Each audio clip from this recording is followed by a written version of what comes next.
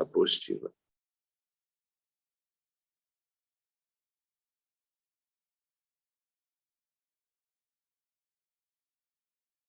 Muito bem, meus amigos. Que bom que estamos juntos de novo, que esta noite ela possa ser bem proveitosa, como as anteriores. E nós estamos lembrando com os amigos que nós estamos no módulo número 2, no tema número 1. Nós mudamos o tema na semana prévia e estudávamos sobre a eclosão da mediunidade. E tivemos como que uma ideia conceitual bastante razoável a partir do roteiro da nossa apostila da Federação Espírita Brasileira. Antes de seguir adiante, eu gostaria de alertar mais uma vez aos amigos que estão presentes quanto aos microfones, para que todos os mantenham no modo silencioso, por favor. Então, seguindo adiante, o item 2, ele tem o título Relação entre a mediunidade e o corpo físico. Vejam quanta coisa bonita, útil, importante que nós vamos ver agora. Claro que nós agora estamos nos referindo à mediunidade exercida, conhecida quanto a encarnados. Porque é esse o nosso objetivo. Porque estamos todos encarnados estudando isto, né? Mas existe a mediunidade no mundo espiritual e nós não vamos tratar disso agora, né? Então, por isso a ideia da relação entre a mediunidade e o corpo físico, porque é o corpo físico que os encarnados possuem. Muito bem, então, seguindo adiante, na página 116, o surgimento da mediunidade pode ocorrer em qualquer etapa da existência. Já vimos isto. E acredito que aqui no nosso grupo tenhamos exemplos de tudo isto que vamos ver agora. Mediunidade surgindo na infância, na adolescência, na fase adulta ou, mais raramente, na velhice ou na terceira idade. Ou seja, sempre é possível que a mediunidade surja na vida humana do encarnado em qualquer idade. Então, essa é uma ideia. Mesmo reconhecendo que, na maioria das vezes, os trabalhadores vão exercer a mediunidade da adolescência para o início da vida adulta e assim por diante. Então, mas sempre é possível. Ou seja, existe uma estatística, existe uma média, né? E comumente ela surge na infância e na adolescência. E vale a pena alguns exemplos. A ideia de crianças que estão em casa, não é? E sentam-se no chão ou no sofá e de uma hora para outra dão a entender que estão conversando com alguém, que só pelo visto a criança está conseguindo identificar. E vai uma conversa, às vezes, muito interessante, que deve ser encarada como algo fisiológico, normal, e não, como pode também acontecer da parte de alguns pais, menos preparados, sem ideia do que a mediunidade é, sem noção sobre a existência do mundo espiritual, e que acham que aquilo é estranho e podem até levar a criança ao pediatra, por exemplo, né, para buscar uma orientação. A mesma coisa em relação à adolescência. vale de novo uma lembrança já feita antes, que é muito comum, mais nas meninas, nas jovens adolescentes, do que em relação aos meninos. Mas essa fase ela é tão frequentemente uma fase do eclodir da mediunidade, que até, como lembrado outro dia, as médiuns de Kardec, não é? Ruth Céline Jaffé, Hermâncio de Faux, as filhas do casal Baudin, só para lembrar aquelas que me ocorrem por agora, eram todas muito jovens, de tal maneira que jovens e já na condição de serem úteis no mais extraordinário projeto recente da história das questões espirituais, que foi, vamos dizer, o surgimento da codificação kardeciana nas mãos de Allan Kardec. E que não poderia ter acontecido se não fossem as médiuns, não apenas aquelas em França, citadas agora, mas aquelas em qualquer lugar, países diferentes, Europa e América, e que escreveram textos mediúnicos e que entregaram nas mãos de Kardec, e foi ele chamado codificador por isto, porque ele organizou todas essas mensagens de acordo com as suas temáticas e os seus conteúdos semelhantes. Então, é uma lembrança. Na vida adulta, pode muito bem acontecer, e como o próprio texto diz, menos frequentemente na velhice. Pois a capacidade de interagir ou de comunicar é inerente ao ser humano. Portanto, ela é aberta para todos. Quando, porém, os indivíduos que se comunicam estão situados em planos diferentes de vida, tal como acontece entre encarnados e desencarnados, o corpo físico passa a ser um componente que se interpõe entre ambos. Então, tem que haver uma integração, não é? Entre o corpo físico e a ação dos espíritos comunicantes. Há, então, a necessidade de que esse elemento seja adequadamente constituído a fim de favorecer a manifestação de fenômenos mediúnicos durante essa interação. O que ele está querendo nos explicar?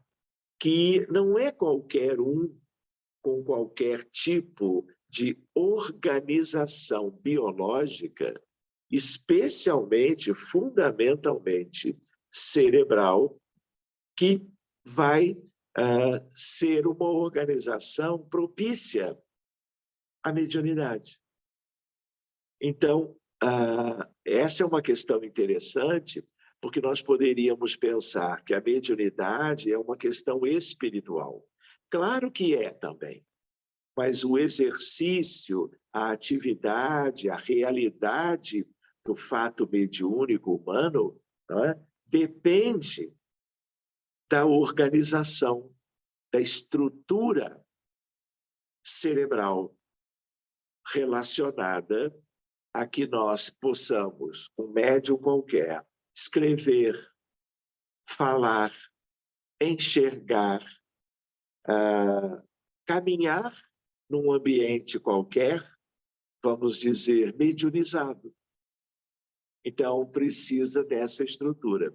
Então, isso é muito interessante de nós lembrarmos, para nós entendermos como que um caráter de programação espiritual, de programação para a encarnação de alguém que vá ter essa condição biológica para a mediunidade, não é?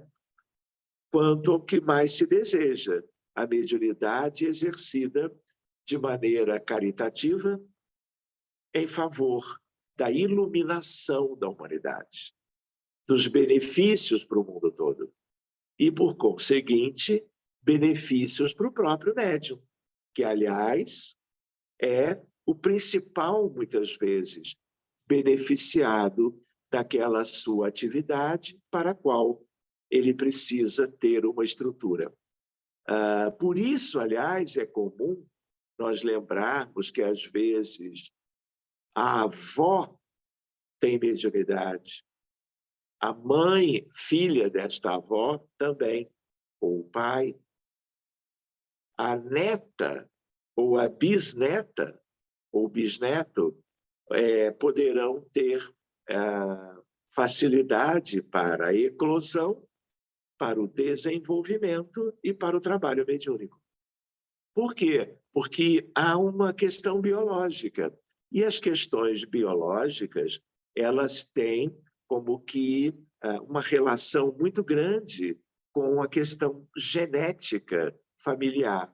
Não é apenas esta questão a única importante. Existem outras questões, assim como nós temos, não que eu queira relacionar, mas síndromes ou doenças genéticas que são hereditárias.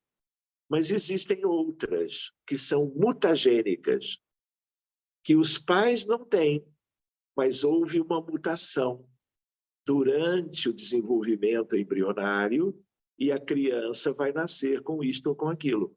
Eu posso associar a mesma ideia a uma coisa fisiológica, ressalte-se, que é a mediunidade.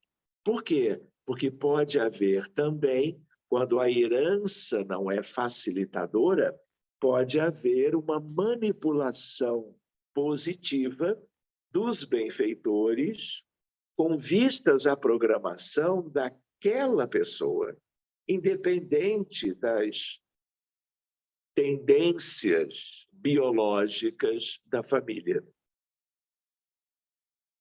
Deu para conhecer isto? Então vamos adiante um pouquinho.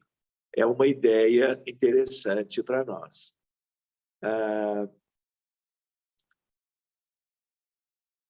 Daí Allan Kardec esclarecer que o médium de efeitos patentes. O que é médium de efeitos patentes? É quando eles são muito notáveis, nítidos. Qualquer um percebe que há algo diferente, né? É a chamada mediunidade ostensiva, aquela que difere de uma mediunidade mais intuitiva, mais sutil. Então, depende de uma organização mais ou menos sensitiva. Posso brincar? É como se cada pessoa pudesse ter ou não antenas. Não é uma brincadeira de todo. Por quê? Porque as antenas psíquicas, elas são fundamentais para o exercício da mediunidade. Então, brincando agora, existem antenas polidas, enferrujadas. O desenvolvimento mediúnico, não é? O estudo da doutrina em geral, o estudo da mediunidade, tudo isso vai trabalhando as antenas psíquicas. De tal maneira que existem pessoas com antenas parabólicas, algumas de grande capacidade no sentido de captação das ondas, dos pensamentos, das ideias, dos sentimentos, dos espíritos desencarnados, que vão buscar a sintonia com aquele médium, aquela médium, a partir desta arquitetura psíquica para o trabalho mediúnico. Então, há uma variabilidade muito grande, né? Mas existem coisas em comum. Então, nós podemos pensar no cérebro humano como aquele que, para o exercício mediúnico, precisa das antenas e precisa que elas sejam devidamente cuidadas. E tudo isto também depende, não só, mas também depende do corpo físico. Pois bem, como ele disse, uma organização mais ou menos sensitiva. Mas tudo é passível de desenvolvimento, claro. Então, o que é pouco sensitivo hoje, dependendo da persistência, da boa vontade, da disciplina, do estudo doutrinário, do sentimento de caridade, tudo isso concorre para que haja um progresso dessa sensibilidade. Não é verdade? Muito bem. É de se notar, além disso, que essa faculdade não se revela da mesma maneira em todos os sensitivos. Não é? Ou seja, a mediunidade é sempre uma coisa muito pessoal. Não é? Assim como não existem duas pessoas iguais, elas podem ter a mesma base genética. Por exemplo, no caso dos gêmeos univitelínicos, não é? E apesar de uma mesma base genética e uma mesma como que constituição física, um pode ter a mediunidade e o outro não. Ou os dois podem tê-la, mas em graus e características diferentes. Por quê? Porque nem tudo da mediunidade é patrimônio do corpo. Porque se fosse os dois gêmeos, ou 3 ou 4, eles teriam exatamente as mesmas características da mediunidade. Pois bem, há, pois, relação entre a manifestação da faculdade mediúnica e a organização física apropriada. É preciso entender que o corpo físico só revela a desejável sensibilidade à manifestação mediúnica devido à ação do perispírito, que impõe ao veículo somático os necessários implementos, antes da reencarnação do médium. Por quê? Porque o perispírito está conosco na erraticidade. É o nosso corpo, vamos dizer, sutil, fluídico, todos têm. Então, quando alguém vai ser médium para o trabalho sério, mediúnico, a preparação antecede a ligação do seu perispírito com um novo corpo. De tal maneira que, quando a ligação se institui, esse perispírito vai ajudar a plasmar a biologia própria para uma mediunidade adequada à tarefa que está sendo programada. Então, é interessante, porque agora surge uma outra variável, uma outra estrutura importantíssima, que é o perispírito para a mediunidade. Pois bem, portanto, ela é anterior à reencarnação. Não podemos jamais esquecer que o perispírito é o modelador do corpo físico. Ou seja, lembram da expressão MOB, modelo organizador biológico? Hernani Guimarães Andrade, Instituto Brasileiro de Pesquisas Psicobiofísicas em São Paulo. E ele tem vários livros sobre perispírito, de tal maneira que ele estuda essas relações com o corpo físico. Pois bem, a ideia de modelador. Por isso que o perispírito, no desencarnado, já vai sendo adequado à tarefa que vai ser exercida na vida futura. Nesse sentido, é clara a afirmativa que se segue. 2 pontos, né? Os órgãos são os instrumentos da manifestação das faculdades da alma. Essa manifestação se acha subordinada ao desenvolvimento e ao grau de perfeição desses mesmos órgãos, como a excelência de um trabalho está subordinada à qualidade da ferramenta. Então, é bem interessante isto. E mais um indicativo de que os médiuns, para a mediunidade séria, nas reuniões sérias, com objetivos sérios, como dizia Kardec, não se improvisa. Ninguém é médium por causa de uma escolha fortuita, por causa de mecanismos casuais. Os mecanismos são causais. Então, seguindo adiante, importa esclarecer que a construção do corpo físico a partir do molde perispirítico não é, obviamente, igual em todos os médiuns. Daí o que Kardec disse. Geralmente, os médiuns têm uma aptidão especial para os fenômenos desta ou daquela ordem, de modo que há tantas variedades quantas são as espécies de manifestações. Então, vale lembrar aqui, porque é oportuno, por exemplo, um médium de ectoplasmia, um médium de fenômenos de efeitos físicos, por exemplo, médiums de materializações luminosas. E no mesmo departamento, médiums de cura, eles vêm dentro de uma programação.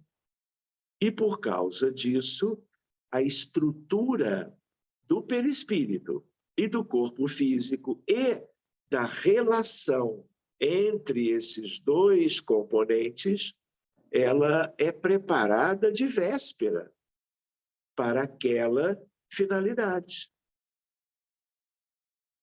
O que acontece, muitas vezes, é que os médiuns de efeitos físicos, comumente, eles também podem ser médiuns de psicofonia, médiuns de psicografia.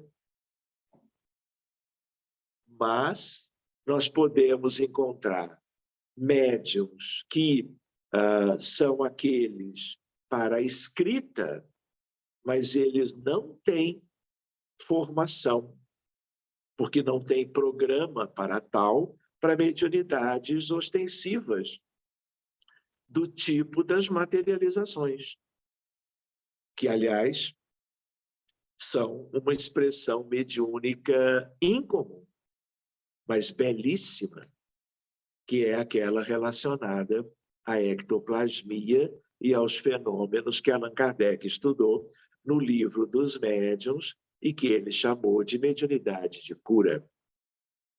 É aí, aliás, nessa fenomenologia, que ele fez o vínculo com a outra ciência, o magnetismo, como nós vimos outro dia naquele estudo. Então, sigamos. Outro ponto, não menos importante, diz respeito ao uso da faculdade mediúnica pelo médium, expresso nesta pergunta de Allan Kardec e na resposta que ele obteve dos espíritos orientadores. Ele perguntou, isso agora é bem importante, viu, amigos, também. O desenvolvimento da mediunidade guarda relação com o desenvolvimento moral dos médiuns? Vamos tentar imaginar o que passava na cabeça, na mente do codificador, quando ele faz a pergunta aos desencarnados amigos da tarefa dele. A resposta é bem clara, não. A faculdade propriamente dita reside no organismo, ou seja, na estrutura biológica, independente do moral. Ou seja, O que ele quer dizer com isto? Que os médiuns, mesmo ostensivos, dentro ou fora das lides espiritistas, não necessariamente são espíritos com bom desenvolvimento moral. Uma coisa é uma coisa, outra coisa é outra coisa. E a ideia que fica também qual é? Eu posso ter, e a humanidade sempre teve, pessoas que não têm, nunca tiveram mediunidade ostensiva e podem ser espíritos muito amadurecidos, muito desenvolvidos do ponto de vista das virtudes, que é o que conta para a evolução espiritual. Porque as suas atividades, nas suas múltiplas existências, não necessariamente tiveram que ver com a mediunidade. Então, é importante cuidar disso. E por que é importante cuidar? Porque Francisco Cândido Xavier é o grande exemplo recente na história da humanidade, que nós, então, tivemos o privilégio de conhecermos quanto a ele, a sua obra, sua dedicação, seu esforço, né, para o progresso da doutrina espírita no mundo, um grande exemplo, talvez o mais perfeito que conheçamos, quanto a essa associação entre evolução moral e mediunidade. Não existe igual. Poderia ser o profeta Daniel, poderia ser Isaías, poderia ser Francisco de Assis, não é? Na história da humanidade, mas na história recente é ele. De tal maneira que nós poderíamos, por causa dele, como exemplo, claro, pensarmos que os médiuns que escrevem muito bem, que falam muito bem, não é? Que incorporam muito bem, que são muito úteis nas materializações, eles seriam outros exemplos de criaturinhas com grande desenvolvimento moral. E isso não é verdadeiro. Por isso também, todo cuidado quando nós observarmos, como temos observado no Brasil, na Europa, nos Estados Unidos, médiuns com boas condições mediúnicas e muito atrapalhados do ponto de vista das suas vidas pessoais, independentemente da atividade mediúnica, mas também relacionados às suas atividades mediúnicas. Por exemplo, médiuns que associam vantagens pessoais ao exercício mediúnico, ostensivo ou não ostensivo. Seja quanto a livros, quanto a pinturas mediúnicas, quanto a exposições doutrinárias e assim por diante. Então, eu fiz um parênteses para procurar associar o que nós estamos vendo agora, que é muito importante de nós considerarmos, né? Que não é porque alguém tenha uma mediunidade desenvolvida muito bem e com muitos bons resultados, que isso se deva ou tenha relação formal com o adiantamento espiritual. Seguindo adiante para a página 118, né, ele diz ainda na anterior, o mesmo, porém, não se dá com o seu uso, que pode ser bom ou mau, de acordo com as qualidades do médium. Aspas do original. Nesse sentido, a prática mediúnica, à luz do entendimento espírita, requer base moral fundamentada no Evangelho e no conhecimento fornecido pelo Espiritismo. Querem ver uma questão muito ligada a isto? Dai de graça o que de graça recebeste. E a mediunidade é sempre recebida gratuitamente. Portanto, o seu uso deve sempre ser como que destituído de qualquer busca por uma vantagem qualquer. Das vantagens humanas, valorizadas numa humanidade de provas e expiações, uma humanidade ainda muito atrasada. Seguindo adiante, nesse sentido, a prática mediúnica, à luz do entendimento espírita, requer base moral, como acabávamos de ler.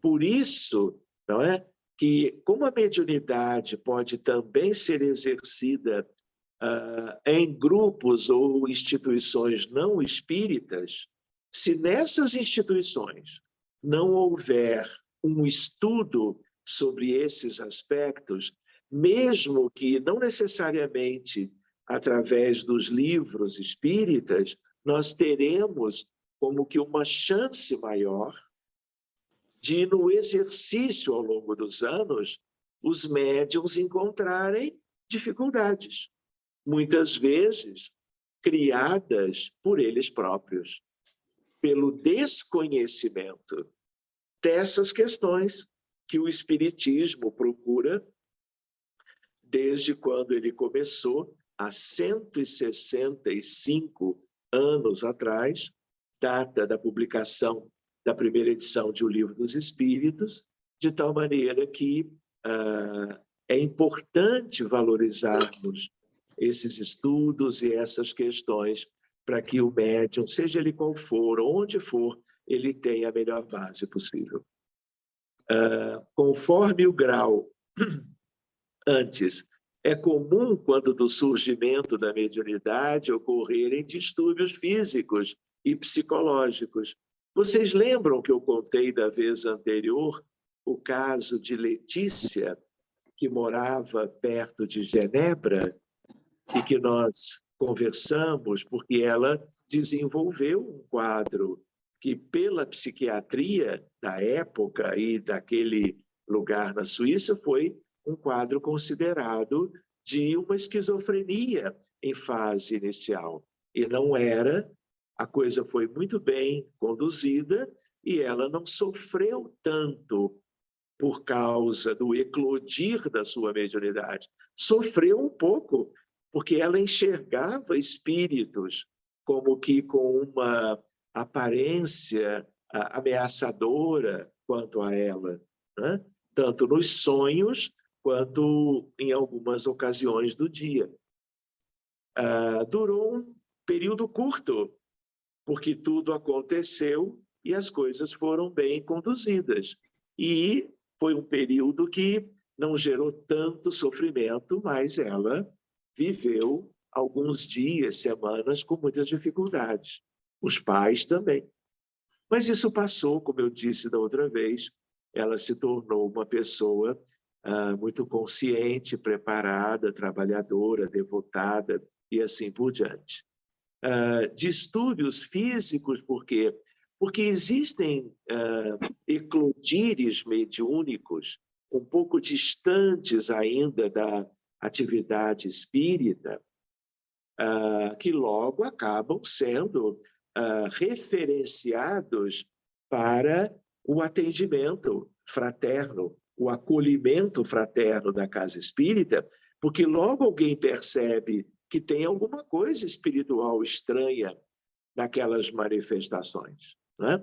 Mas a ideia é de que, às vezes, há uma incorporação, há uma manifestação ostensiva não planejada pelo médium,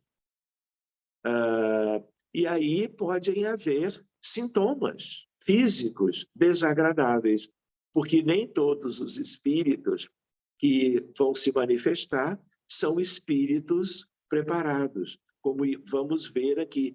frequentemente, quem se comunica numa primeira instância são espíritos que estão dentro de casa, numa instituição onde o médium frequenta, na rua, no metrô, e assim por diante.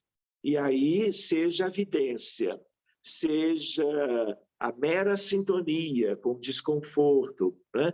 Seja uma psicofonia perto de uma incorporação, vamos chamar assim, aquilo pode resultar em sintomas desagradáveis. Então, meus amigos, eu vou fazer assim.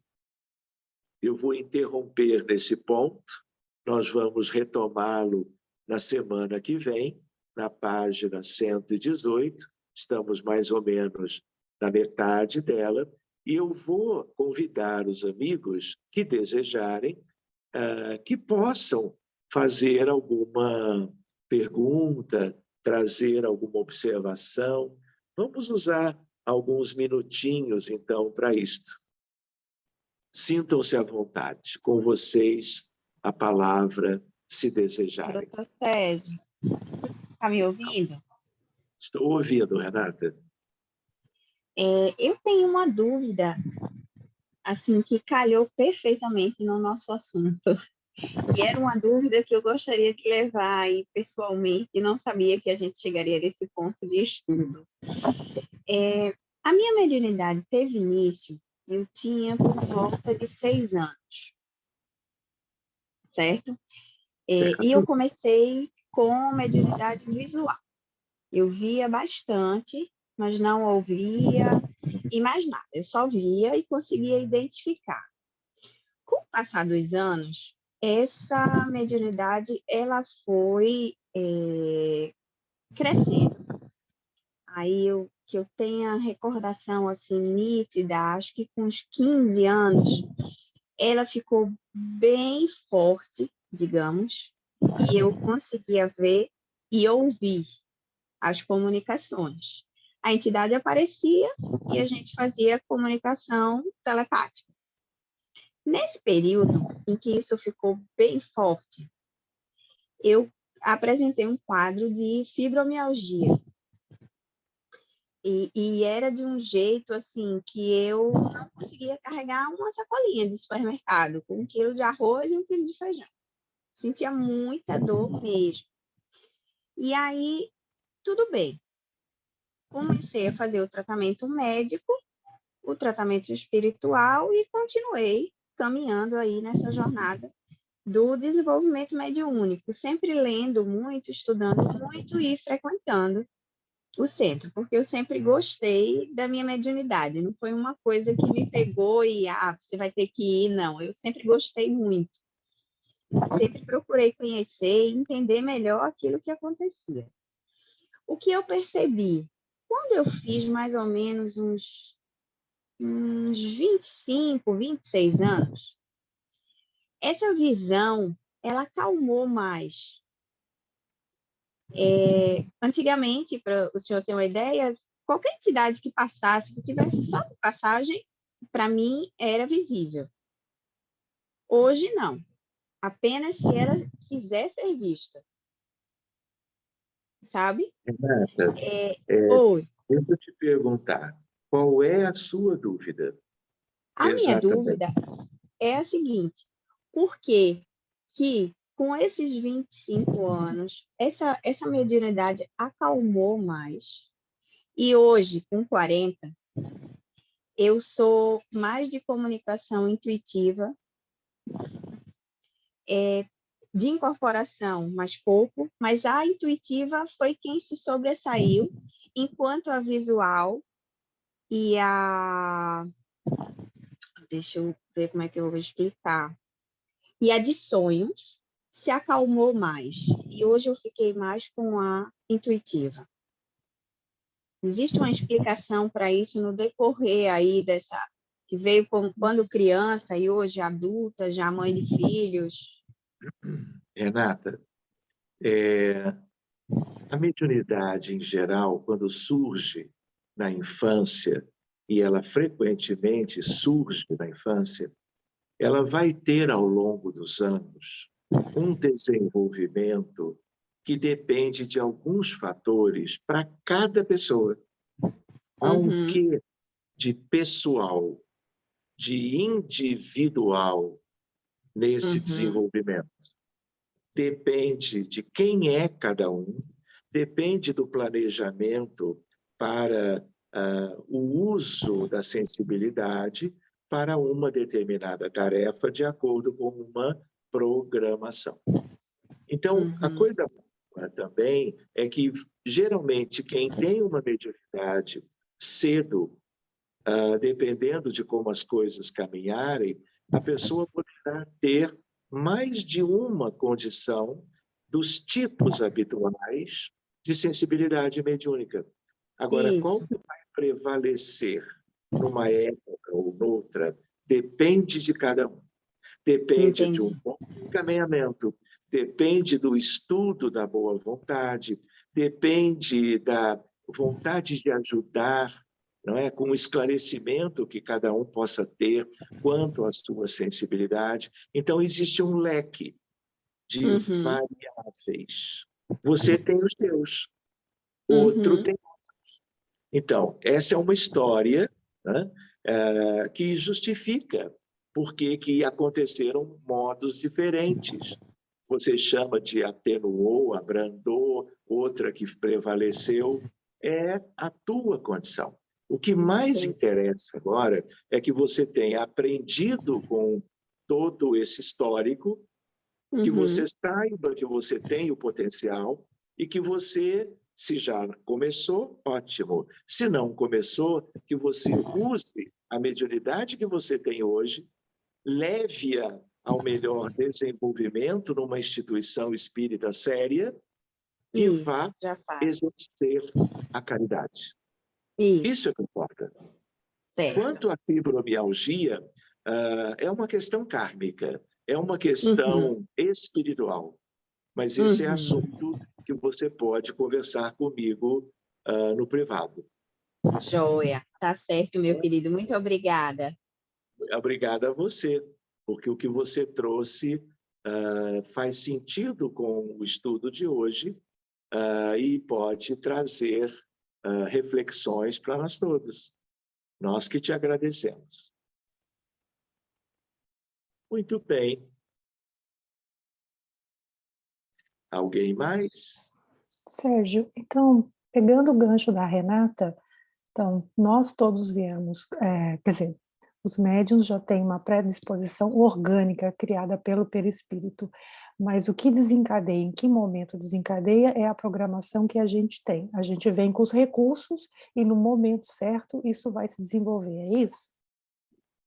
Lembrando que, na medida que a pessoa reencarna, dependendo da importância do seu exercício mediúnico, ela poderá encontrar facilidades e dificuldades Uhum, que poderão incidir nesta caminhada, para que nessa vida a pessoa haja com a sua mediunidade a bem do próximo. uhum, Então, tem aí variáveis também, uhum. mas é sempre uma questão pessoal. E o que às vezes a gente ouve falar de mediunidade de prova? Ah, nesse caso, porque na realidade mediunidade é mediunidade, se a gente tem uma finalidade, né. É, O exercício da mediunidade, ele vem com aspectos provacionais e, às vezes, até expiatórios. Porque a hum, mediunidade, quando ah, vem junto da encarnação, pode facilitar, inclusive, o processo obsessivo e o sofrimento expiatório.